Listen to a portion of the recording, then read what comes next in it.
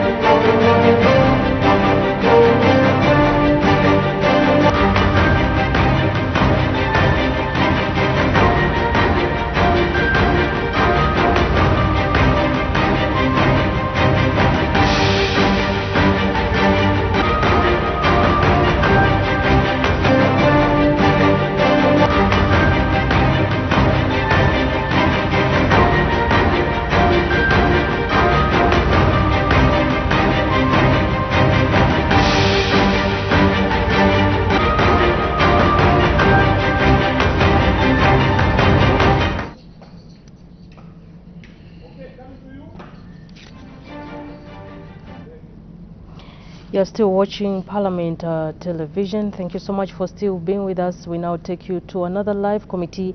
This is the Committee on National Security.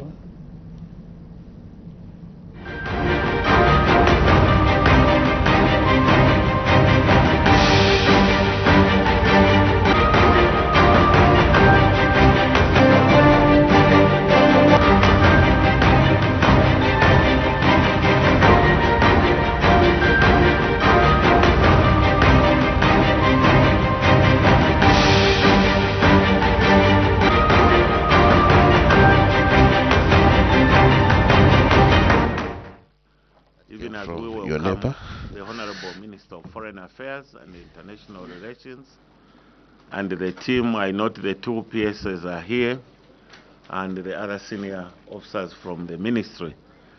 Sir, you are most welcome, and would like... Very quickly, please, with the name and position. Thank you, Chair. My name is Christopher Stwala. I'm the National Coordinator for the International Conference on the Great Lakes Region, Ministry of Foreign Affairs. Thank you. Thank you, Chair. My name is Amando Pasi, Director Human Resource from the Ministry of Foreign Affairs. Thank you. Thank you, Chair. My name is O'Brien Siamekatai. I'm Director Finance at the Ministry of Foreign Affairs. Good morning, Chair. I'm Helen Chwera, Director Political Affairs in the Ministry of Foreign Affairs. Good morning, Chair. My name is Susiko Akapewa, Director, Zambia Mine Action Center, Ministry of Foreign Affairs. Good morning, Chair. My name is Lovasi Mungandi. I'm a Director for Development Cooperation and International Organizations. Thank you. Good morning, Chair. My name is Joseph Tumba. I'm Principal Planner, Ministry of Foreign Affairs. Committee members, I'm Etambuyu Ganderson. I'm the Permanent Secretary responsible for International Relations and Cooperation. Good morning, Chair. My name is Margaret Miova Nambweru. I'm Permanent Secretary in charge of administration at the Ministry. Okay. Thank you very much, Chair. That is the team. And for the record, I'm Lambo Haimbe, State Council Minister, Foreign Affairs and International Cooperation. Thank you very much. Honorable members, starting on my left. Thank you, Chair. Chirundika Derek is my name. I'm Member of Parliament for Nchanga constituency. Honorable Minister and your team, you are welcome. Thank you, Chair. Good morning, Honorable Minister and team. I'm Lusale Simbao, Member of Parliament for Luansha constituency. Good morning, Chair. Good morning, Honorable Minister and your team. I'm Mumta Chaloyota, Member of Parliament for Chama North and also member of this committee. Thank you. Secretariat.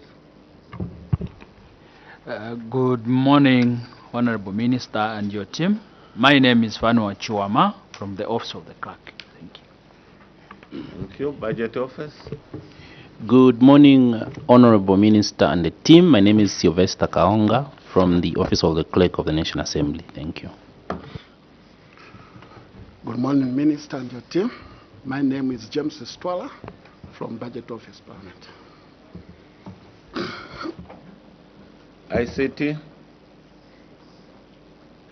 ICT.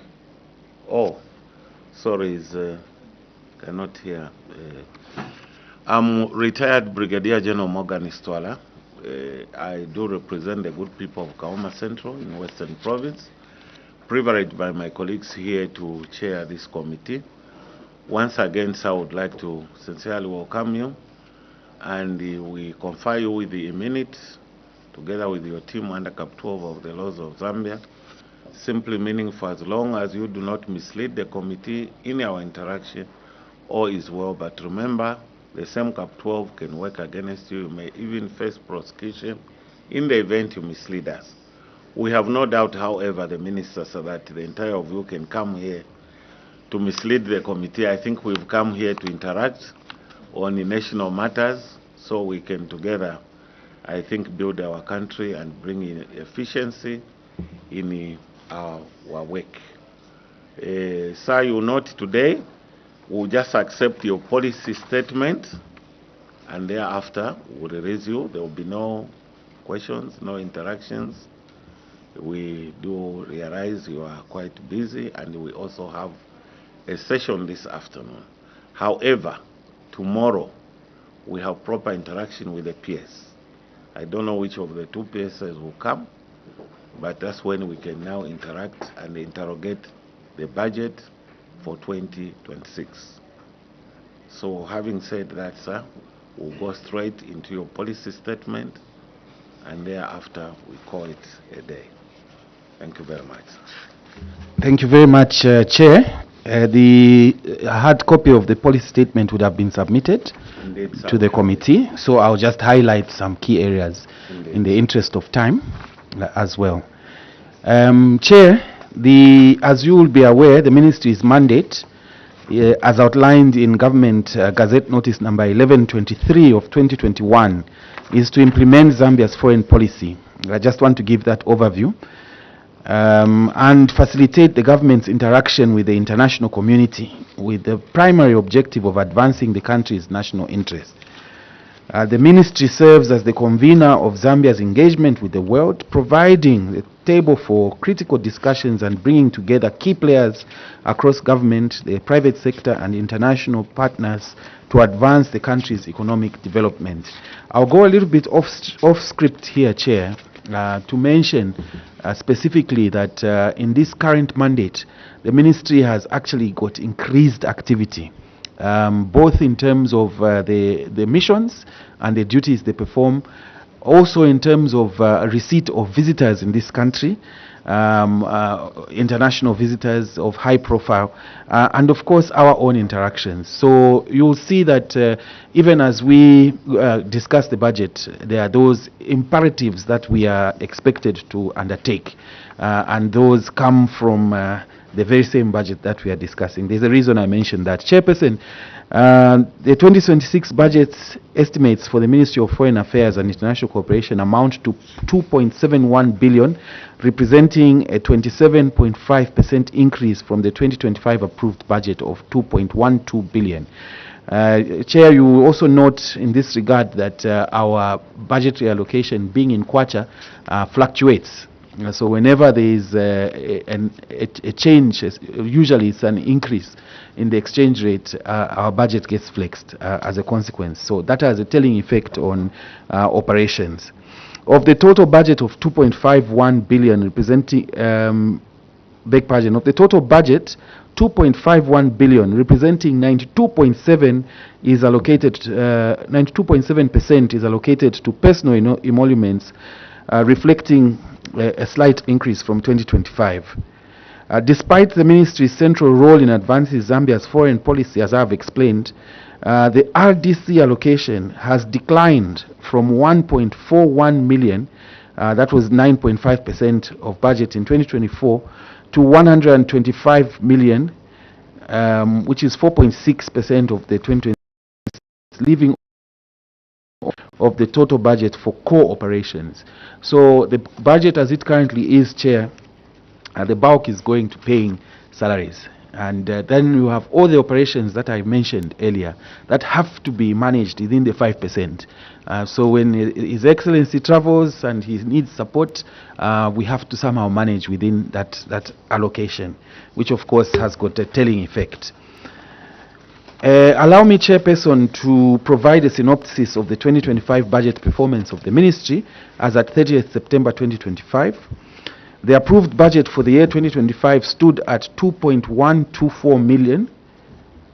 By the end of the third quarter, a total of 1.538 million had been released, representing 72% of the approved budget.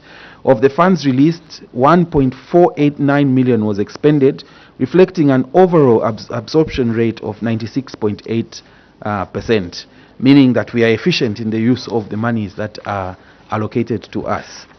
By economic classification, yet again, emoluments stood at 1.928 million, and the amount expended is, as at the said date, is 1.316 million. Recurrent departmental charges budgeted at 130 million recorded an expenditure of 110 million. Transfers and grants were fully utilized at 1.7 million kwacha, and assets with a budget of 65 million recorded an expenditure of 61 million. So, Chairperson, it means that we are, as I said earlier, expending the budget without any excesses, as it were. The 2026 budget, Chair, is allocated across 5 key programs as follows. Foreign policy program. The foreign policy program responsible for coordinating and monitoring Zambia's foreign policy and enhancing relations with the international community has declined from 23.2 million, 1.5% of the total head in 2024, to 9.8 million, which is 0.4% of the total head in 2026. As already mentioned, personal emoluments account for 5.4 million in the 2026 budgets, while goods and services which fund operational diplomacy have fallen from 14.2 million in 2024 to only 4.0 million, with minimum asset allocation of 0.4 million. This contraction significantly limits the Ministry's capacity to effectively implement and project Zambia's foreign policy agenda. 2. International Relations and Cooperation Economic Diplomacy Program. The International Relations and Cooperation Economic Diplomacy Program, which facilitates inward and outward economic, technical, trade and investment cooperation, remains the largest budgetary program, growing from 1.34 billion or 88.2% in 2024 to 2.54 billion in, which is 93.8% in 2026. Personal emoluments, particularly overseas allowances, dominate at 2.41 billion, 95%, while goods and services have declined, as mentioned earlier. Protocol and Consular Affairs Program. Chair, this program, again, is cross-cutting because we are involved as protocol in all activities that relate to matters of the state. So when we have any conference, for example, whether or not the President is participating, it's the protocol team from Ministry of Foreign Affairs that takes the lead. So again, this just underscores the sort of nature of our work. We'll note that there's only been a modest increase in the allocation for this particular program. I will not go into the figures. I wanted to just highlight the 2 earlier ones. And similarly with Central Technical Services and Management and Support Services. So, Chair, that is an overview and a synopsis of where we stand. I think the interpretation can follow as to how this budget will support or otherwise our activities as Ministry of Foreign Affairs. I thank you, Chair. Thank you very much, the Honorable Minister, sir, and your team. Like we do, the will follow tomorrow at 11:30. Just on behalf of the committee, sir, to sincerely thank you as Minister and your team. You accorded us a tour during this.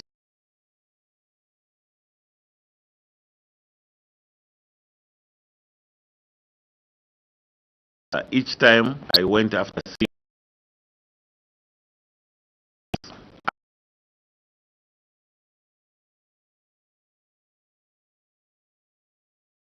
I was well received. A lot of both of them were out their way to ensure that the program was a success that it has been. Indeed, the team, the staff that you attached to us for the tour, they were very professional. They looked after us very well, and together we did enjoy the hospitality of Harare. Also to mention this, that we saw for ourselves, and it was pleasing, that a lot of work is going on there. We want to believe by now, I think most of that renovations that we saw could have been done. We are pleased that wherever we've been, I think together, things work out. I do remember a few years ago, we did go to Namibia. Again, I had after that, on another mission, I had the privilege to touch the embassy. What we found earlier, we found a complete different story. And I think that's how it should be. Our diplomats have suffered a lot in the past. Personally, I had that experience. In those days, things were really bad. Coordination was not there. But it's pleasing that as we move, we are seeing that the ministry has endeavored to ensure that the comfort of our diplomats is being attended to, which we are, because out there, if people have to work effectively, they have to ensure that their comfort is really being attended to, which is a plus, I think, to the ministry. We won't waste a lot of time, sir. I think we have time, together with the staff, to interrogate the 2026 and see what we can do together. It is always important. The committee wants a situation where if there are any recommendations for movement of funds within the budget, come from yourselves, so that we do assent, rather than us coming to force movement of funds within your budget, because we believe you are the best people to know how you want to use your resources. This, your committee, will always be there to back you and to ensure that whatever is being requested for is approved according to your wishes. With those few remarks, sir, I just want, unless you have anything, before I withdraw the immunity. And just to thank the committee as well, and also to thank the committee for agreeing to postpone to today. I think initially I was supposed to appear yesterday, yes, but I just arrived last evening. Sure. So that was the request for, and I'm grateful for your indulgence. Of course, the team is equally grateful for allowing us this opportunity. Thank you so much, sir. And sir,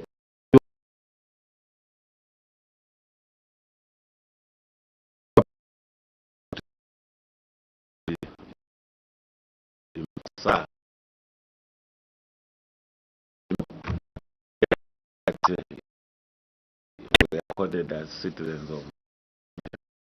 Otherwise,